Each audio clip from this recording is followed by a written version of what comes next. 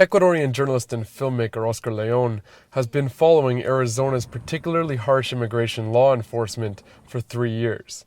He has witnessed the growing fear in the state's Latino community as 26,000 undocumented immigrants have been deported following arrest by the Office of Maricopa County Sheriff Joe Arpaio. The Latino community has been living in fear for the last 3 years. You couldn't understand that unless you were in their shoes. Anybody can say, oh, they're illegal, they deserve it. But what about some member of your family being taken away? Not even taken, it's like rip it away from your family.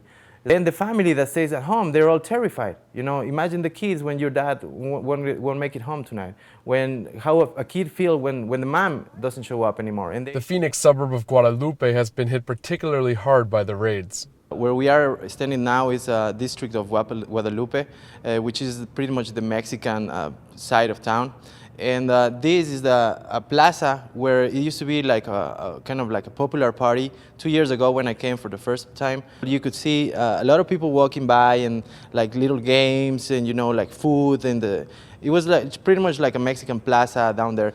And Sheriff Joe Arpaio, last year he came here to make a couple rounds up and took a lot of people from here while they were in this party, this community party. Even one time the mayor of Guadalupe, she came from her office right there and faced the sheriff right here. Now if you said that you don't want us back here tomorrow, is that what you said? Well, we will be back here tomorrow, full force. I figure you would. So he came back here and he did another roundup, and that ended up destroying what's left. So now you can see that this is pretty much desert. There's like probably eight stores out of 40 available spaces, and you see nobody comes here no more. Susana Sanchez is one of the few shop owners remaining. Aquí hay una persona que es muy conocida, que es un sheriff que se ha dedicado a perseguir a la gente que viene de otros países a trabajar por necesidad realmente, porque siempre he pensado que nadie deja su país por gusto. Tiene que haber algún motivo por el cual uno deje su país y se vaya a vivir a otro.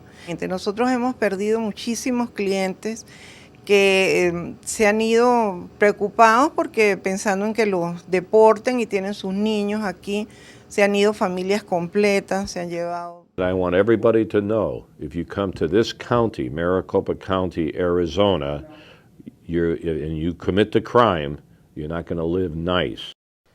Sheriff Arpaio has also become famous for his jails, especially his outdoor Tent City jail located in the Phoenix desert. Tent City is perhaps the best example of this fear politic here in Arizona.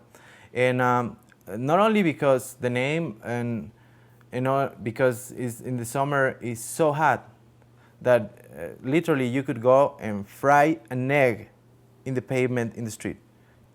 But not only that, but also there's a lot of violence and mistreatment of the inmate population, and also they have to wear these pink pajamas and they have to use chains and boots. It's more like a psychological fear that everybody has of being in Tent City jail. Actually, right now, Sheriff Joe is constructing more Tent City jails, only for immigrants. He's promised that. He said, I'm going to build more jails, so I put there the illegal immigrants. The new section is called Section 1070, named after SB 1070, the controversial immigration law enforcement bill that is now before the federal courts after a temporary injunction.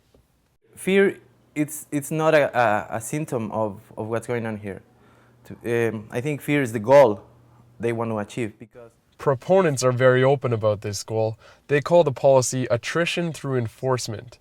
Sheriff Arpaio explained how it works on a recent episode of his television show, JMA TV1. And I think the big solution will be to send a message out. If you come across, you're going directly to jail. You can't work behind bars and send money back to your loved ones. So that's a big deterrent to come in here. According to Leon, this policy inevitably involves those in the Latino community who do have legal documents. It's almost impossible to rip the illegal community from the Hispanic community. They're intertwined 100%. And there's so many of them that you couldn't really separate them without making this a police state, if you will, even worse. Because the way they do it, for example, you see in the street a blockade, and they just ask everybody for papers. They've been doing that before. It's totally illegal. I think it might be even constitutional. The Constitution of the United States guarantees the right of not illegal search, if without a probable cause. But in this case, the probable cause is just the color of your skin. Long before SB 1070, Sheriff Arpaio was under investigation for racial profiling. This is what he had to say about it on the Glenn Beck Show in October of 2009. Which is, if local law enforcement comes across some people that have a erratic or scared or whatever, they're worried, yeah. And if they have their speech, what they look like, if they just look like they came from another country. When was that law written? Because all I hear about is that sounds like profiling. And the government is saying you can't profile. SB 1070 gives citizens the right to sue officials who they feel aren't enforcing the law to its maximum. It also makes it a crime to knowingly transport anybody who is in the country without documents. Carmen Cornejo advocates on behalf of undocumented youth with the organization Cadena. El espíritu de estado policíaco, de police state, como se dice en inglés, no nada más es atribuible a las autoridades que se les está dando ciertas atribuciones que antes no tenían, sino que la gente se siente con la capacidad de enforzar estas leyes y a lo mejor ir con las autoridades para decirle a otra persona el estado migratorio de sus vecinos, de sus amigos, de sus compañeros de trabajo, y desgraciadamente esa situación se ha presentado. For those opposed to Arizona's criminalizing of migrants, Sheriff Arpaio is a lightning rod of dissent. Alejandra Valenzuela's mom brought her to Arizona without documents when she was 7 years old. I mean, with Sheriff Joe Arpaio, it was like an everyday thing. You never knew if you were coming back home and a sibling was gonna not be there. Like, my brother goes out to work every day. I didn't know if he was gonna be there when I got back from school. I didn't know if I was gonna be back when I went to school and I had to walk back home. I mean, it was an everyday thing, and it still is. And it's because of the sheriff, and it's because of people who are putting these laws that are so anti-immigrant and full of hate. Jorge Mendez explained why he constructed this unflattering likeness of the sheriff.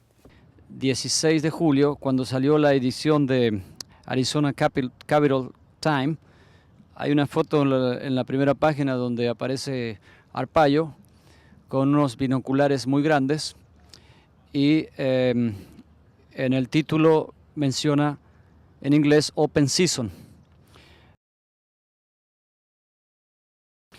Sabemos que eso nada más está conectado con los animales, pero no con los seres humanos. Es por esa razón que dice Open Season, now, ahora, human beings, con seres humanos.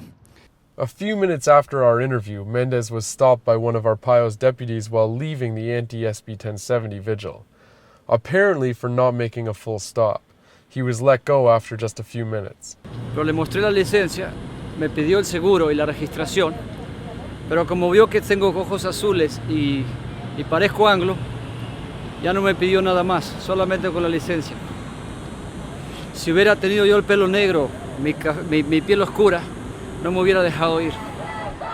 Aquí estamos y no nos vamos, y si nos echan, nos regresamos. Aquí. With or without SB 1070, the dynamic that gave rise to the controversial bill is still here, and the policies that have been striking fear into the Latino community for the last 3 years are still in force. So as long as there are no jobs, everybody's going to put their anger towards this scapegoat, right? This Latino community. Sheriff Arpaio and the politicians who are going after the undocumented immigrants have the support of a majority of Arizonans, and elections are just around the corner. In part 2, we look at the fear of migrants that exists amongst Arizona's majority white community. From Phoenix, Arizona for The Real News, I'm Jesse Freeston.